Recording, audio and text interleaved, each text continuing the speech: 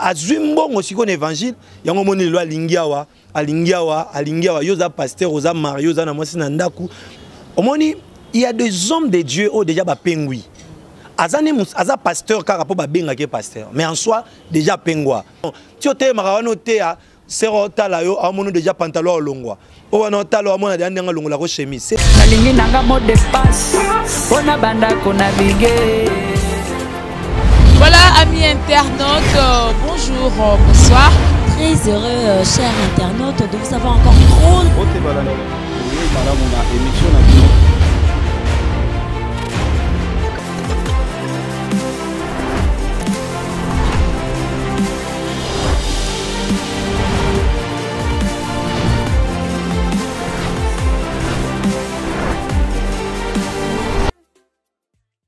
Bonjour amis internautes, bonsoir, ça dépend de l'heure à laquelle vous allez suivre votre émission Micro Libre. Le pasteur Micheti Tia, le pasteur qui dirige l'église La Main Puissante de l'Éternel Suse sur avenue Bukanga numéro 40 dans la commune de Ngaba. Tozani awa, tomekosola, mais tozani l'église toza quelque part, tozala émission pour que tout mes capés partager. Vous avez l'habitude de comment la monaie. Alors qu'est-ce que ça tellement belé ou tu n'as posé prophète Lélo vraiment azali mieux placé pour que Ameka expliquer. Merci beaucoup à Van donc Oyazat Simaya caméra Van Yenenta Simbi caméra. Merci à notre patron maman GH. Merci à mon boss Edo Amani à la présentation Jemima Ibele. D'abord là ben la prophète bonjour prophète. Bonjour maman.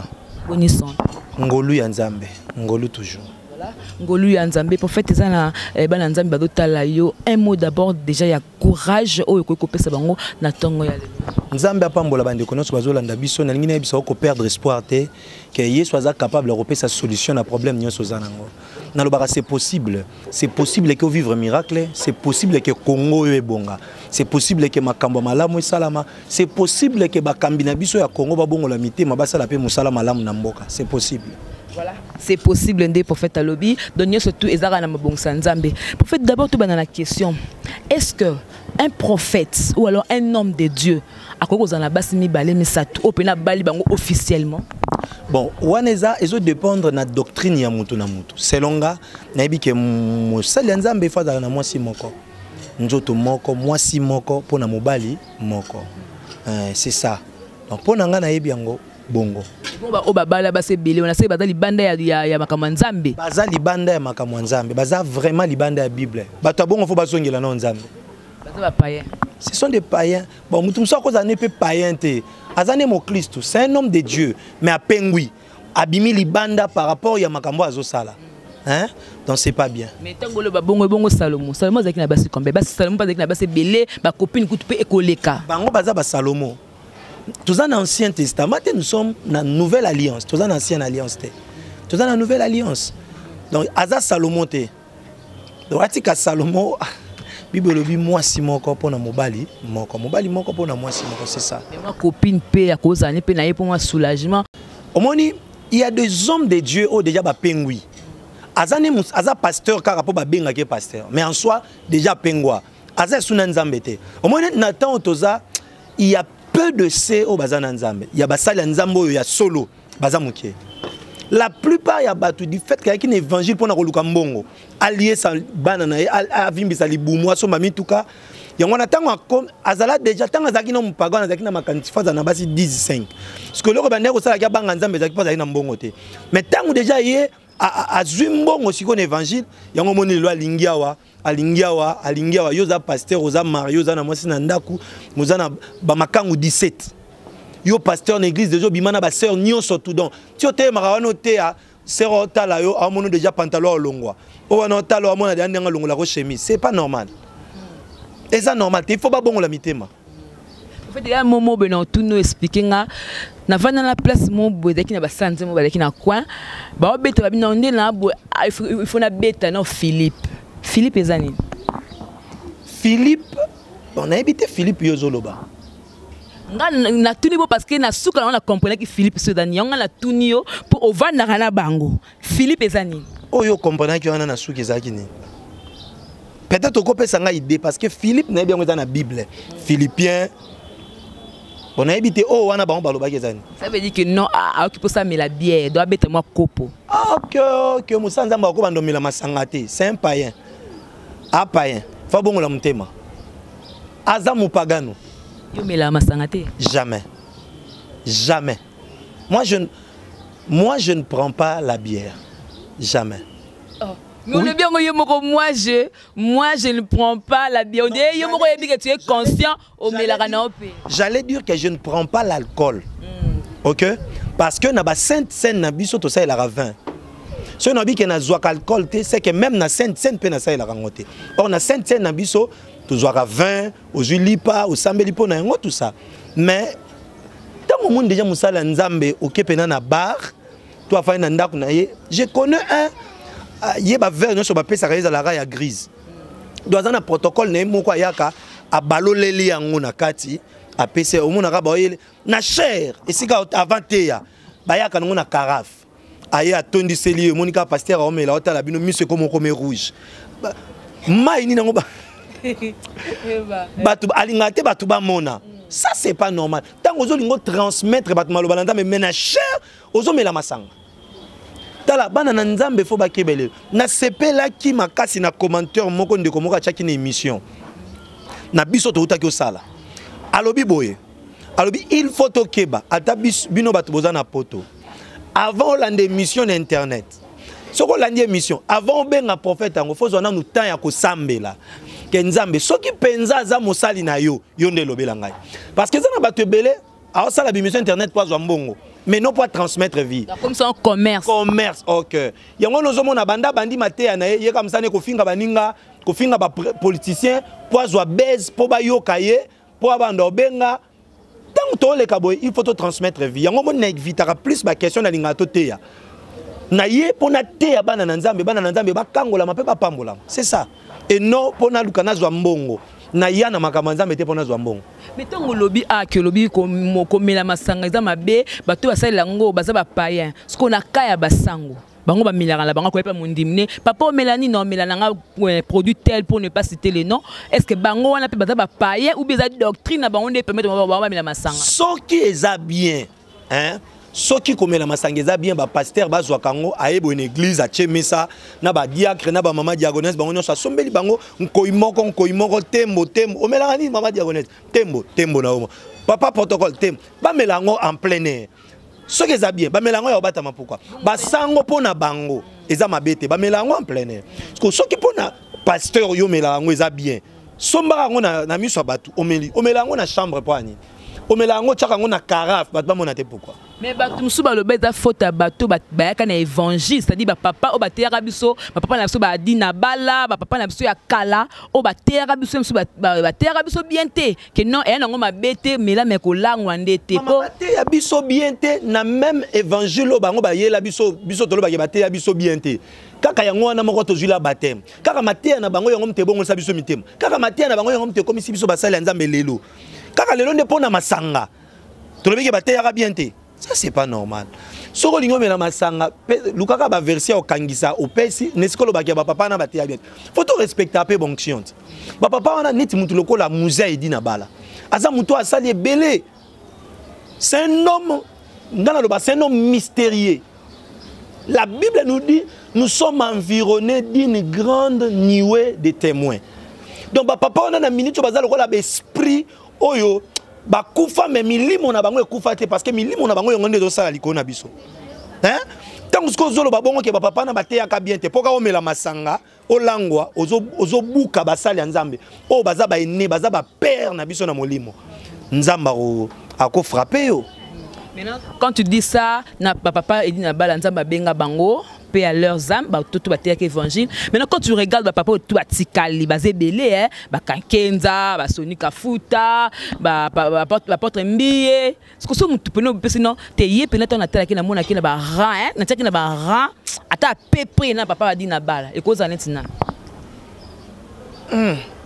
Bon na so mona pe papa na biso Léopold Mutombo c'est un homme mystérieux puisque mutu mususu azana eloko ya nzambe na ndenge moko mukete apporte tambulukoki et si zo temps ya ko assister même na ba biloko moko ya ye somo apporte tambulukoki s'il y a des hommes de Dieu dans ce pays, papa Anazali, hein?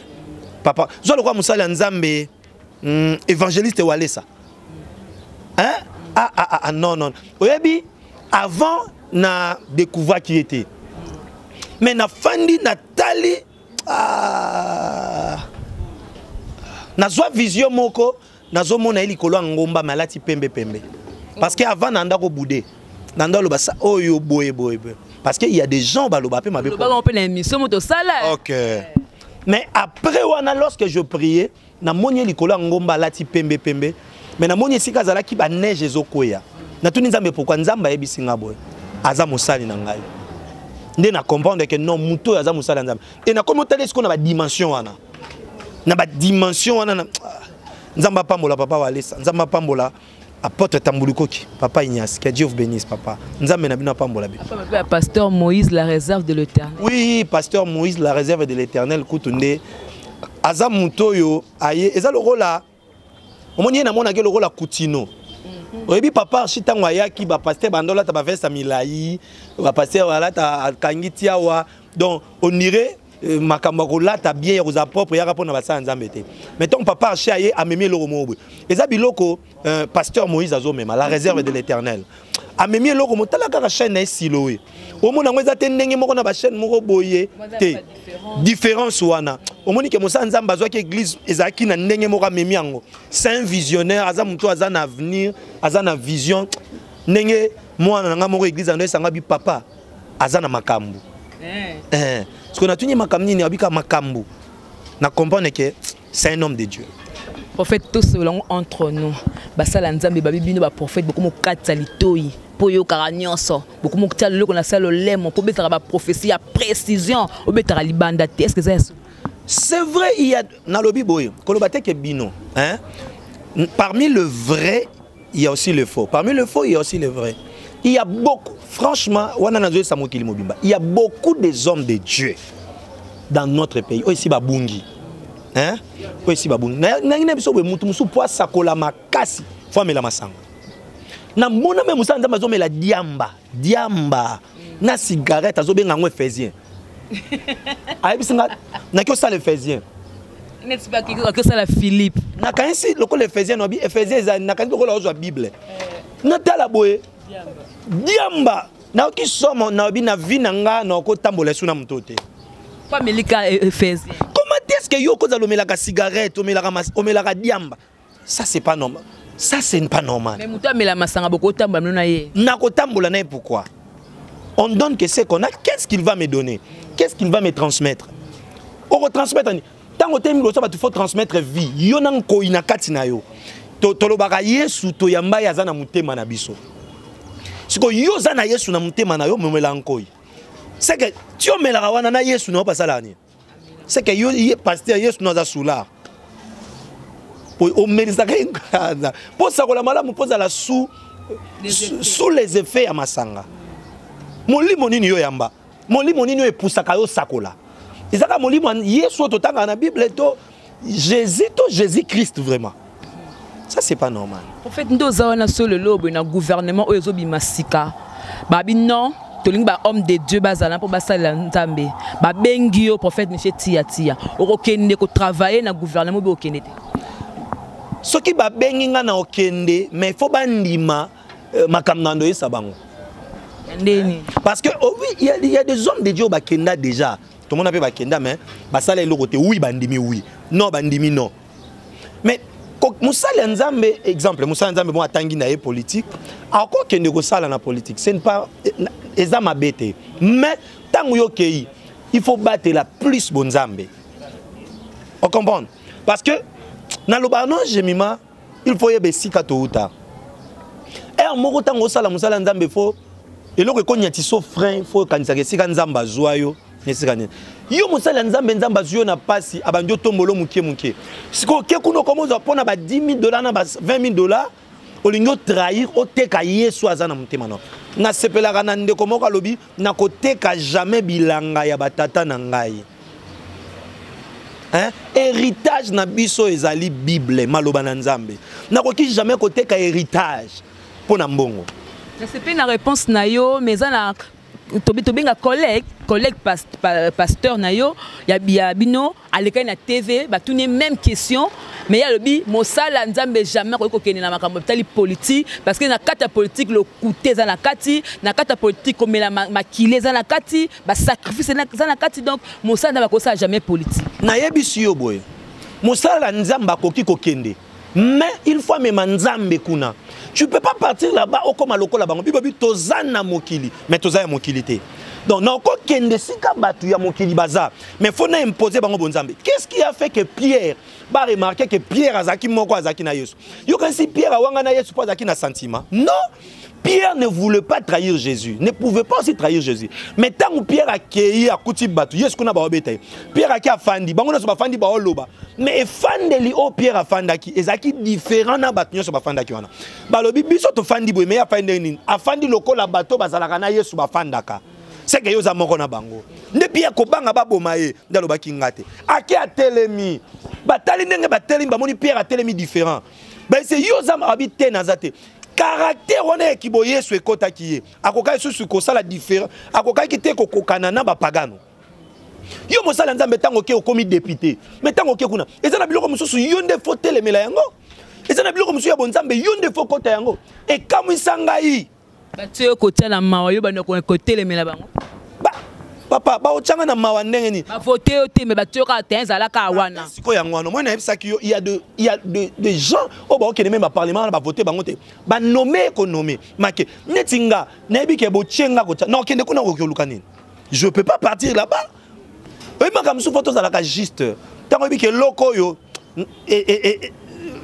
nga penati na kendaki na nga na ba base ba voter ngate siko ba chenga ko tano ke parlement ko sani et tango za musala nzambe de gens ndimi bongo yeba ke tango ke kuna nyonso bando sala ezaka lokuta na lokuta. Voilà donc je crois que balanzambe nyonso bozo par na bino lelo ezate ke no miracle te prophète ma azoloba par rapport à question langa aza vraiment ko comprendre nyonso tout prophète est-ce que c'est normal que mon pasteur mon salanzambe apambola libala ya bateau moi si soit na zemi peut comme molango moi c'est na moi zemi moi moi un mois basali mariage ba béni bango ave bande ko zalate que ne daki no boko e balanzo tote tina ndako libala mais lelo komi moi ça na zemi mais pasteur ya béni ne libala est-ce que ça bien bako bon mariage oyo moi si et si déjà juillet premièrement faut ba ça non pasteur ba signaler pasteur parce que na monaka mona moi si oyo a za déjà na zemi akolata ninité OK akozipate balongoli yango po baye baketi ya bali wana za na nini na zemi exemple mona moi si moko aza déjà na ndako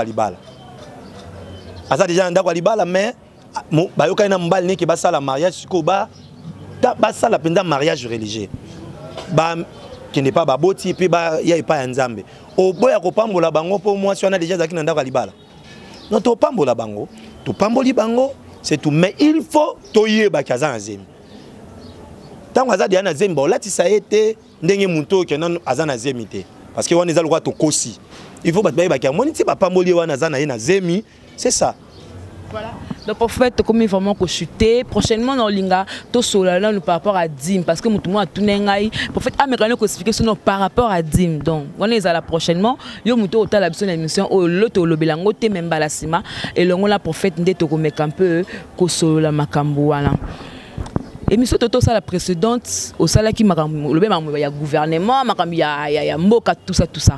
Mais muto mo tunga question abitune la biso prophète ndenge batu oyo balobaka ke oyo balobaki na bible ke non botunela biso est-ce que yenda da motindami oyo to bandaki kozela donc est-ce que président Félix Tshisekedi Tshilombo ada motindami donc le président oyo Congo mobimba naka kozela donc wana ezaka olobaka oui to non non nakoloba oui te nakoloba pe non te parce que ezana makambu oyo Dieu m'avait dit pona gouvernement et puis pona makambu ezosala.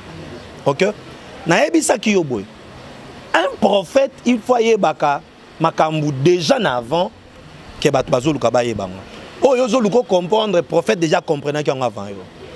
Na promettre batu bana nzambe notre émission ezo na koyebisa ba makamni ni osalama parce que na 5 ans obiso to yebi nini osalama nini koleka. Hein? problème est que tous allons pressé à obéir à ma beauté, tous appelons pressé à critiquer. Mutuna mutune sikaza lukanzambe asambela pona mboka. Parce que to beta maboko na mboka oyo après to mona pe makambo échanger. To finga pe na mboka oyo après to mona pe makambo échanger. Donc mutuna mutu vraiment nebi ke batno so badaki na position to sambela pona mboka mboka eza na danger. Siko vrai moment to ko sambela siko pona mboka nde yango. Tant ya malamu yango. Mais na émission ezoya na ko expliquer bana na nzambe clair makamni ni nzamba lobi pona mokonzi et puis pona mboka mobile. Voilà, merci beaucoup. Prophète, moi, exhortation, moi, ya mukie kaka, oyo moi lanzambe ne soit tel, soit tel on a boutou, au banango journée. Soit tel on a moi, au banango c'est un petit n'importe quoi. Moi verset moko biblique, oyo exhorter, muto azana problème, azana zo senga keno li sungi nzambe et quitter la table, azo ibate au bandela wapi, muto wana azala un peu encouragé. Nangina lo bana bana nzambe boye. Na sepela kana verset oyo, baye Yesu na croix. Ba monique douleur eleki asengi mai. Ba pesa ye vinaigre te na ide ba nuirier. Parce que na kati ya vinaigre ezalaka na mo alcool muke. Ba pesa ye vinaigre na makanisi que et soulager moi mukie. Pour to continuer le sou ko beta ye. Parce que tant ko met la vinaigre et ko longola moi douleur et ko soulager moi muke. Mais Yesu aboy comme la vinaigre. Andimi vomie na souffrir que na zoa vinaigre wana na mela. Nangine bisa bana na nzambe boy. Okoki jamais côté ka bonzambe oyo za nango likolo mbongo. Mwana mwasi okoki jamais côté ka Yesu na yo likolo ya téléphone. Ndenge kamisanga mwana mwasi moko aboti mwana pesi kombo ya Miché. Na bisi opesi kombo na nga bi oui na banjo tuna ye tozo beta na ma solo na bisi zemi na yuta kandene abi ah papa na se mobile na zap abi papa boyanga na zemi no bi oh atika na zemi siko ozoka zemi on pa abi papa zemi mwana oyo ekotaka série kabelo ebimisika nazaki na besoin kabelo a promettre nga opesa nga kabelo to na kiko zo kabelo jour ngonde to bimene azu zemi na bisi longola mwana okombo Miché pesa ekombo kabelo. Parce que ozwa kaye pour qu'il n'a pas kabelo. Omoni, ezana batebele azo teka bonzambe pour na kabelo, ateki bonzambe pour azwa mukanda, ateki bonzambe pour azwa musala. Bien aimé ko trahir Yesu na yote. Tikala fidèle tina suka. Yesu azozonga kala mingi te. Yesu akoya ko zoba nani, akoya ko zoba bazana fidèle. Akoya ko zoba nani ba ona ba kotinda kwa nganga te. Ba nani ba ke ko consulter ba mama ya bokoko te po ba kanga mibali. Bao nani babotoli mibali ya batute yo zola nange so pengwaki zongela Yesu Yesu ozelo oyebia bien Yesu ezala nini soki mutu apengwi akimie Yesu atikala maboko ofungwama aozela yo zonga yo zola nanga okoka suko sambela te ozola nanga sokota banda kwa nganga ozola nanga via masange koma yo chaque jour okenda ka boîte sikile sous place na mutema na yo ozola nango pengwa likola ba déception tikele sous place na mutema no Yesu aza capable ya kokota na mutema na yo ya ko changer vie na yo yo zola nanga okolo bana ngai na sima na ngai lo bakolo Yesu kota na mutema na ngai tambwisa ngai kamba ngai molimo santu pesa nga makasi ya kobanga nzambe satana na boyo na misala na yo nyonso lelo kombo na ngai ekomama na buku ya bomoy na kombo na Yesu. Je veux maintenant prier pour nous sommes malades dans un problème, na déclarer guérison pas na mutazo bela solution pas nous sommes un problème, nzamba na lo sambo na yo, apesa o mukanda, apesa o libala, apesa o musala, apesa o ndako, abikisa yo na kombo ya Yesu. Amen. Amen, prophète. Et quand on rappelle batou, numéro et puis adresse à l'église, moutou peut-être dans des colibanda, mais dans des ana kinya za libanda ko diriger facilement pour que aya. Numéro à prophète Tiati Ezali plus 243 85 0119 255 plus 243 85 0119 255. Au benga ozui directement mo sakoli mboka to sakoli to sambeli pona yo. Benga plus pona prière, benga plus solobi problème na yo to sambeli pona yo. Tika nzamba pambola biso. Adresse église. Adresse église des avenue Bukanga numéro 40 na commune Yangaba. Au komika na maison communale Yangaba au tunya avenue Bukanga numéro 40. Que Dieu vous bénisse. Voilà, que Dieu nous bénisse. Bah remerciement la batunsus au plus bazaba na le bazali banda mboka. Bah ka kenon prophète azo pe ça vraiment merci na musique ça là on peut bien. Oh, on a remercié Banagnon, surtout Bazali Banda Mboka, sœur Gisèle Nguiande, sœur Serge, maman Banagnon, surtout il y a la mère puissante Bazali Banda Mboka, Edith Poupou, frère Ladi Kiala, Irène Kambamba, Bande Konos Bazali Banda Mboka, Tika Nzambe Apambola Biso, remerciement à Paradis Lumière, Nzamba Pambola Pe Maman Jemima, famille Kingasi Mobimba, Nzamba Pambola Biso. Merci beaucoup, prophète. C'était là avec le prophète Micheti Ati. Abomoninde na tuni pour que vous ayez la réponse. Mais na ba émission nous appelé que non assimiler à domaine moko abando fungola on a ba verset biblique pour comprendre que eza mabe à quel côté la polygamie a tena verset à quel côté comme la masanga tena verset pour que vous comprendre que non makambo azoloba eza biblique et puis ekosunga moko la moko. Merci beaucoup à Van Botalima oyaza sima ya caméra. Merci à notre cordon et Kibumba pour la coordination. Merci à mon boss Edo Amani. Merci à ma patronne maman GH la maman de cœur, notre patronne. Et aussi merci à JB Koumalouta le vrai, pétrolier na Dallas. Merci Nabal Nzambe tout au beaux occasions. Yakolanda Bisso donc Paradis Lumière. Merci beaucoup pour l'assistance et merci à tout le monde. C'était Jemima Ivele derrière devant ces micros, il faut dire. Et aussi, on se retrouve déjà prochainement, toujours avec le prophète Tokomerape Kosola. Et que maintenant la paix du Seigneur règne dans vos maisons. Et au revoir. Nalingi nanga mot de passe. Ona banda kona bigé. Voilà, amis internautes, bonjour, bonsoir. Très heureux, chers internautes, de vous avoir encore trop. Madame, on a émission